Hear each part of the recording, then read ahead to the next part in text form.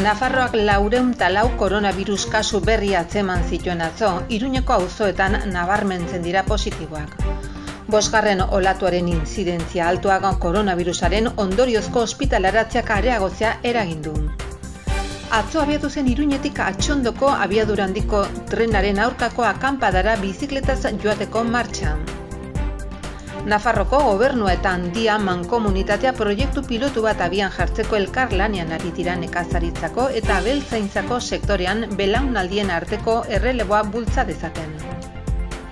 Herri lanek 1.300.000 euroko lizitazioa atera du Irurzungo saihesbide berriko obretarako udalerriko, erdiguneko trafiko arindu eta bide segurtasuna hobetzeko.